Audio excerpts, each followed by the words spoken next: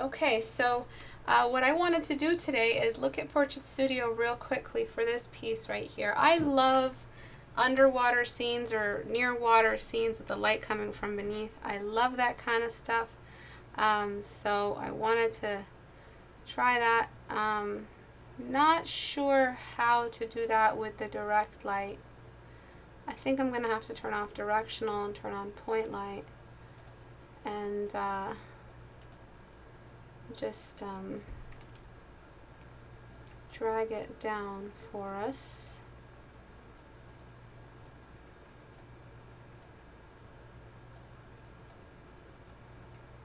Okay.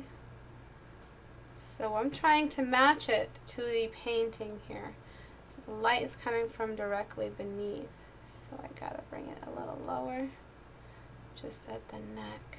Okay, and I'm also going to just decrease the strength just a little bit. And what I want to do is add the color. I want to change the color so we can actually track down where this light is. Because if it's grayscale, it's hard to see where this color is. So I'm just going to make it a blue. And what I'm going to do is just compare this back. So there was a screenshot button here, but the only reason why I took it out is because, oh, there it is right here. I believe that's it. The only reason why we would take that out is because of a green shot. You guys can just use green shot. I really recommend green shot. It's just amazing. It gives you like a select area you can shoot. So let's have this open here on the side. We've changed the color to track to, so we can track down the source, and let's compare it to yours. So you do have light where you need it. You definitely have light under the eyebrow. But you have all these shadows that are making this character feel like they are old, and they're not shadows that belong to this lighting scenario. So what I'm doing here is I'm going to try to just get rid of these wrinkles. I mean, what are these wrinkles doing here? Feels like very paint by numbers. It's very, very dangerous. But yeah, if this is Portrait Studio, if you guys are interested in getting your copy, it's on my website on the store tab. Mac release is looking amazing, so all you Mac users, please be patient. We will come out with a copy for you very, very soon that you'll be able to buy from the Mac store. I don't like Mac. I don't like catering to Mac, but if my users need it, then then we have to make sure that that's available. I can't keep recommending wine and all these programs or secondary programs. All right, so the nose is a big one because the nose, look at our reference, the nose shadow. It just doesn't work if it's not dark at the top. All right, so that, look at what that did. That takes a lot of balls, and I know it's scary. For a lot of you, what I just did is very scary because you guys are so used to sculpting the nose from the top down that even in the dark, downward light, pointing upward, you guys still render the nose like there's light on it from the top. But this did everything. It changed the whole scene because the nose is such a little landmark. It's such a giveaway that it's hard to establish any kind of lighting scenario that is inconsistent when it comes to the nose. It's hard to make the audience believe they're looking at the light. You know, if the nose isn't reflecting a universal light source. Okay, and so the lower eyelids get a lot of that light. The upper eyelids get shadow. So it's pretty much an inversion. I care so much about you Mac jerks. Well, now I own a Mac, so. Right, and I'm using a soft brush here. Yes, it is very cherub-like, and I think you should start, using a softer brush. You used very wrinkly values on a cherub-like character, which didn't make much sense because you're painting a cherub, which is a soft theme, and you're using harsh brush strokes that are not, they're kind of working in this like really, really off way that is really creating like this murk or this danger to the character. I'm going to smudge away at the eyebrows. Again, this paint by numbers feeling. I don't know why you're so restrictive with each value. Melt these values together. The skin, everything just kind of merges together. It feels like you may have traced over a reference. I'm not entirely sure. There might be other lights nearby revealing the bridge of the nose, but it's not going to be that strong. Then there's the shadow. See that shadow? See that long cast shadow right here and here? Really, really important.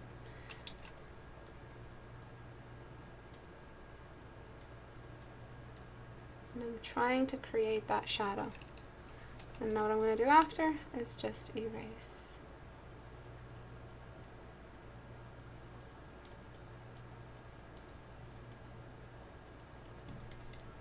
Look at that baby. Well, actual baby. It's an actual cherub. Alright, so another thing that I'm doing, is anybody noticing it? And it has to do with color. What else am I doing with the colors here? What does paint by numbers mean? Paint by numbers is when you have, let me just look it up for you, is when you have pre-prepared blocks of color that are numbered, and you are supposed to apply the color per area. So 6, 6, 6, 6, 6 all across for the wand of the stick of the paintbrush. As you can see, this is what it feels like. You had coordinated, pre-designated areas per color, and you weren't blending them. So 18 and 18 won't blend with 1. You see what I'm saying here? And it's just, that's what it felt like you were doing. I am actually burning up alive. Like I am going to just like light up. I'm going to ignite, because these friggin' mosquito bites are murder. They are absolute slaughter. I am being murdered as we speak. Okay, focus, Istebrak. So I'm just casting this shadow. See that? Really nice. Not trying to use too much highlighter though, just enough that it responds to the light source. And again, I'm smudging. So you're not smudging enough. It wasn't your lighting that was causing the paint by numbers feeling. It was your smudging. You didn't have much of it. Or blending, you know, blending, smudging, whatever. Blending is an overarching definition, and smudging is a way to blend.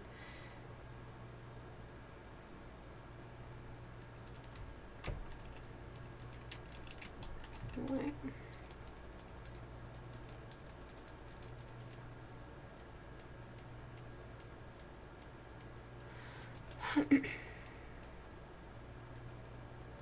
Okay, so I'm just adding a dark spot just in that area, the lower part. So yeah, what am I doing with the antihistamine pills? Yes, I do. I just can't take Benadryl because I'll fall asleep and I've got classes to do. So yeah, what was I doing with the light and the colors?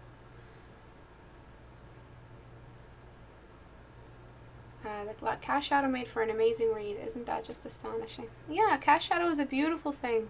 And I'll keep adding more to it because I think it needs to go darker as much as it needs to go lighter on the side. Hi, Salad. How are you doing? Magnesium and zinc might keep mosquitoes away from you. Use a mosquito spray. Yes, I have all of that. Thank you so much. But what was I doing with the color? Any answers? Tea tree oil? Alright, I think I might try the tea tree oil.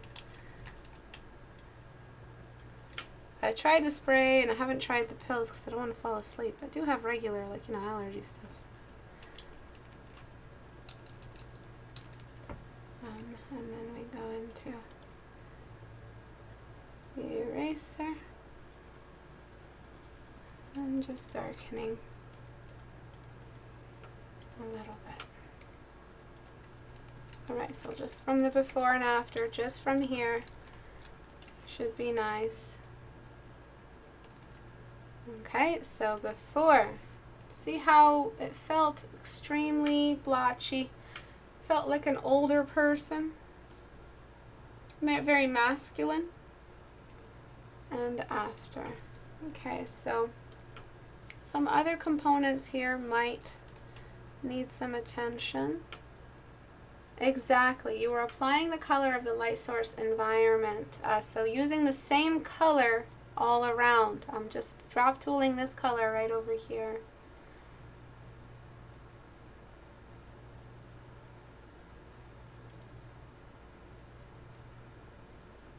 Okay. Just a bit more there. And a bit more there. Applying a little bit more color where I'm dealing with something shiny. And then I'm going to try to get rid of these extra blotches everywhere. Try to make the face read more in unison. So trying to get the zones here, wherever there is no light, all kind of uniformly blended. And areas where there is light, all also uniformly blended. Okay. And just like that. And then radially dropping the forehead into some shadow. Brush is a bit strong just now. Moving it away from the light and then down to the neck.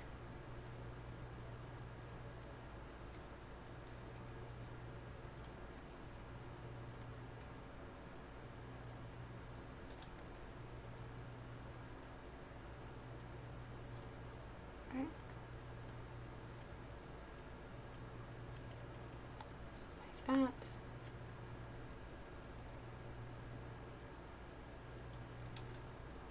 Blending here the sides where the hair meets the forehead.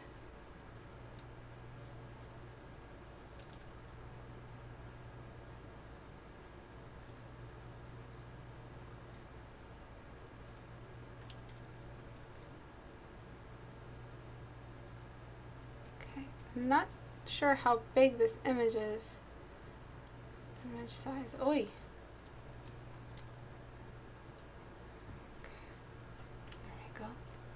It's a bit big. Just smudging away the hair, just softening everything up to complete the scene. And so now we're going to color correct a little bit.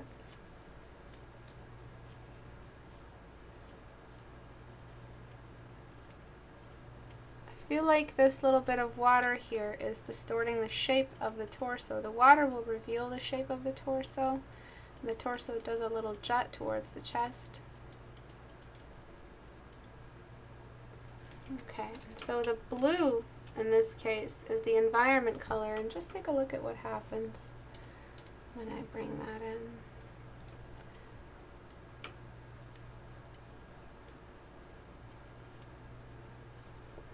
Ooh la la, right? Beautiful, right? So I made a new layer, but that's okay. I'll go to backward. Just try to find a way to bring back the intensity that we had in some of those highlighted areas. So we'll do that by erasing away. No, how do I do these? Let me see what color mode has for me. Oh, this one's very, very nice. I really like this one. Layer mode, I mean. Excuse me, where is the comment box? You just commented on the comment box. Color dodge. No. Okay. So what I will do is undo this correction, do it in a new layer.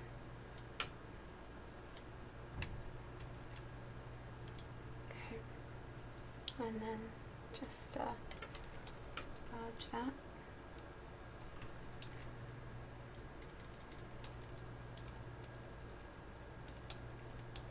Just the hot spots wherever we have something shiny going on. And this color right here is what has unified the painting, because the light is glowing from the water upward. So the skin doesn't get to do its own thing while there's a big glowing light nearby. The skin can't have its own palette, doesn't get to have its own palette.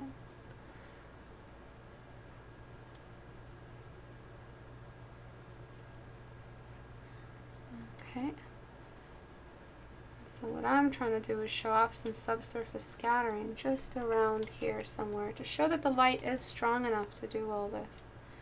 You might need a texture or two for the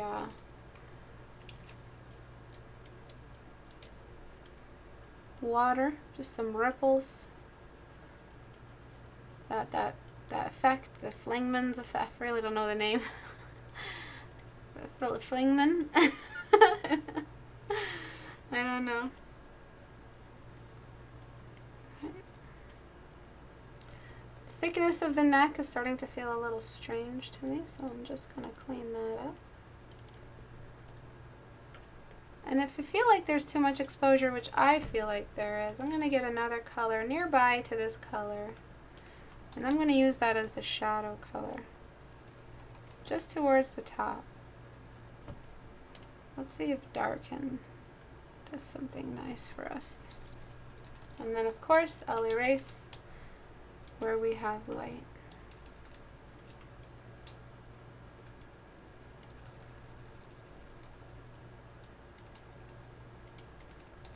But that blue will take over any shadow regions. How does, you know, really basic color, just one color, unify the whole painting? And that's because light, though it may seem complicated, and it can be, is very simple. Light is a very simple thing. The universe doesn't need a lot of complication to be complex. It needs a very simple rules. Its size really is what makes the universe so complex. Size and variety of texture. But light, in and of itself, is a very, very simple concept. Right? So one simple color for the shadows, one simple color that has a bit of yellow in it for the highlights, and everything feels a lot more complete. Now we have some of that darkness, that overhanging darkness that you had before theme-wise, but it's not that dominant. We still have a lot of softness for the subject matter and the texture of his skin. So you may, as you can see, add a little bit of light for the bridge of the nose. Just slightest little bit, unrecognizable. If there is some kind of camera light or some kind of universal light.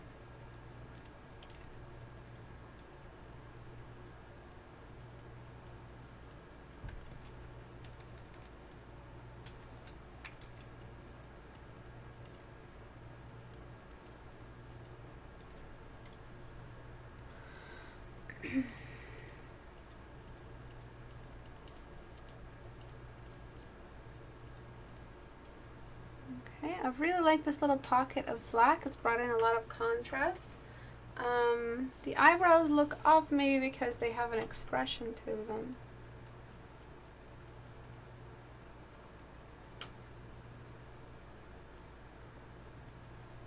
So I'm kind of just giving them a bit more innocence.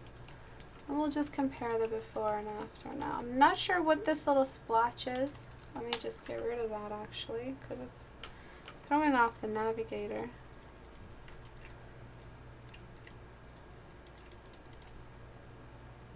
Try to just keep things all uniform and consistent to the light source.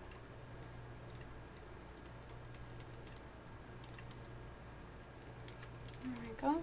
And if you want to lighten the area behind him so that we have some space behind him, you can if you don't want it closed off.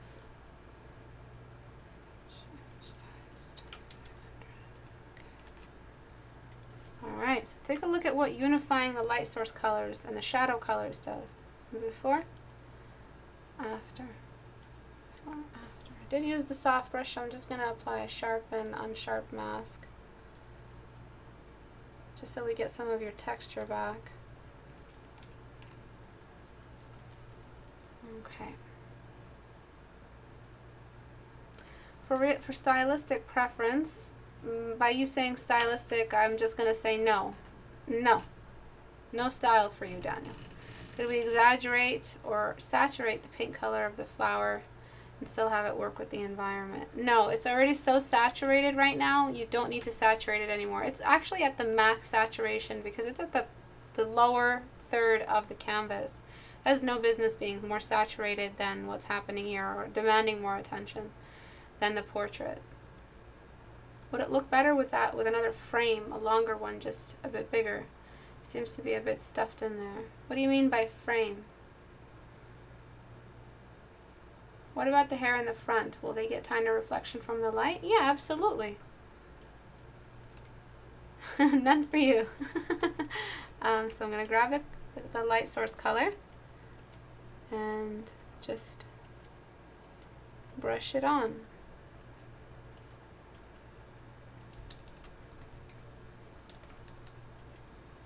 Very, very softly to continue the softness in the environment.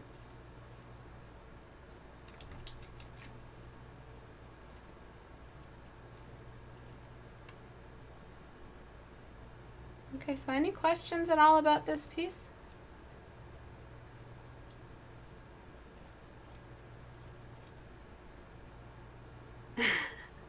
No style for us plebeians. Put it away. Take your style and put it away.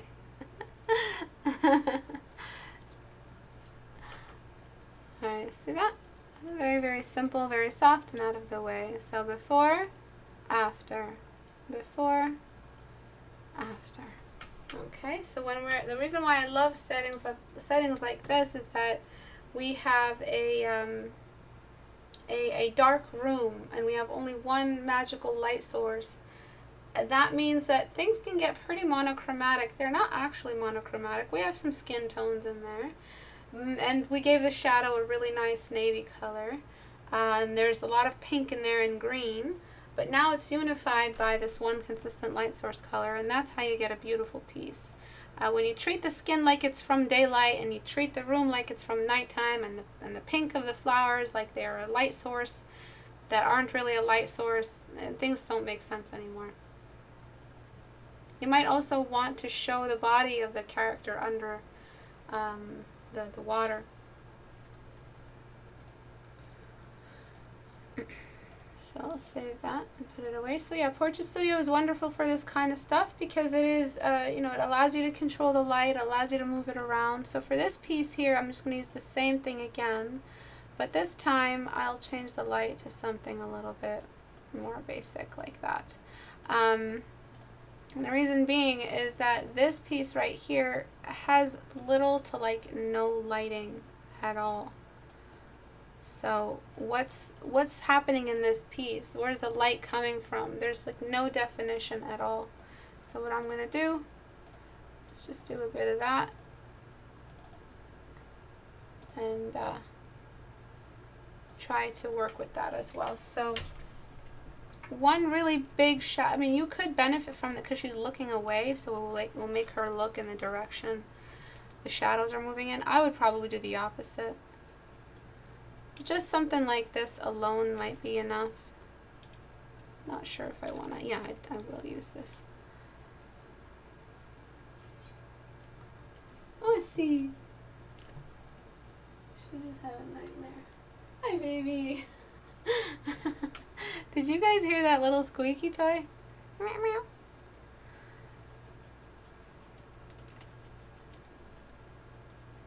Okay.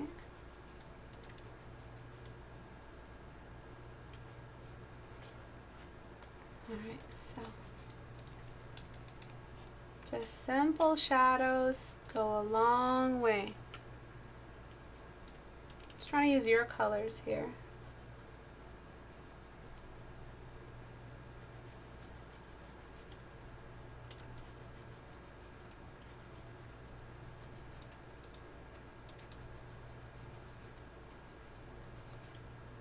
And just look at what's happening. She's coming to life.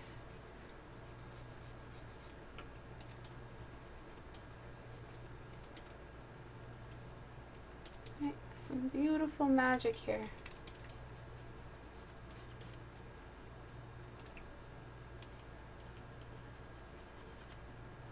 Alright, and the same thing with the lighting. You need a little bit more strength on the lighting. More light on this inner part here.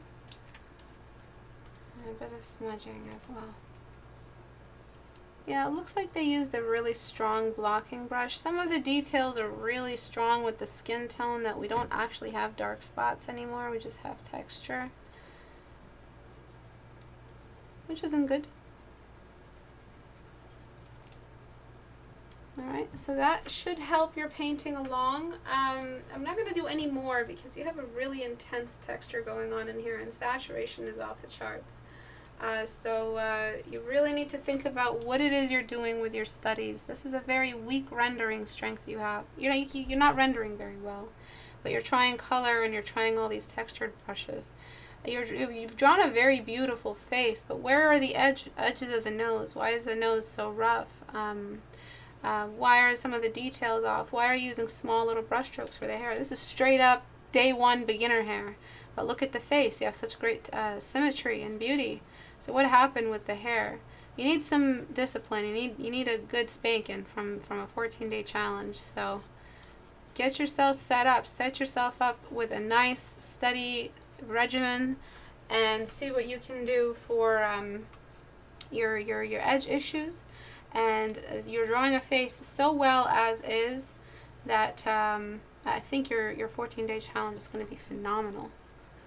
Imagine, you know, putting you on a treadmill for 14 days straight and seeing what happens. You'll probably excel pretty quickly. I'm just softening things up. This is just that's just me just having a lot of fun softening things up. Okay, so for this piece, I love this piece. I don't know what it is about it, but I love it. I love the strangeness of the features. I just chose it just to talk about it. I love what you're doing. I don't want to change anything, any part of it.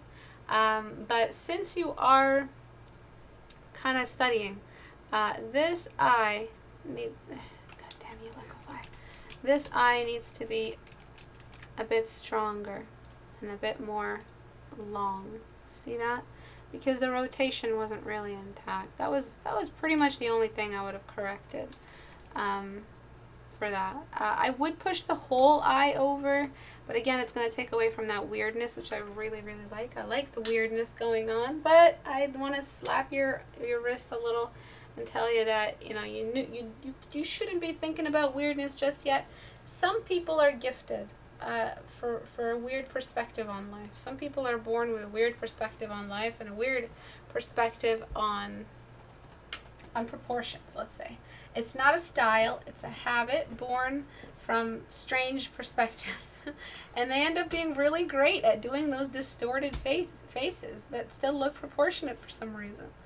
And I like to encourage that in students, but at the same time, I want you to be able to draw a proportionate face if you felt like it. We can't all be, you can't always hide behind the guise of style when it comes to proportion. So this should have been something that you knew right away, that the eye that is closest to us in 3/4 view is wider than the farther eye. It's also not as hidden behind the nose. So if that eye in the distance was as visible after being hidden by the nose as visible as it was, then the closer eye should have been massive. But it was very small. So from front view, that right eye, his right, would have been tiny from front view. It would have been very asymmetrical. So I love what I'm looking at. I love the mouth. I love the strong chin. I love the hook of the nose. I love the eyes. Great work. Amazing work. And that's it for today. So a lot of talk on color and just choosing the right primitive shape core shadows for your work. It's really important that you remember your form studies are the basics behind every shadow that you choose on your painting. So I know rotation is a big problem. Rotation is tricky because form studies don't always necessarily fix your rotation. It's easy to rotate a cube, but it's harder to rotate a cube with a nose attached to it. I'd say rotation issue that we just saw wouldn't be something that only form studies fix, but all the core shadow stuff that we saw today is something a form study would fix. A simple sphere in open space will help you decide on where the darker neighborhoods are, where the regions are, where the elevations are, where the cavities are, and what to do and how to use the nose as the landmark for the major core shadows on the face. These core shadows on the face all have to be consistent, and the nose is the most sticky outy part. Write that back to me.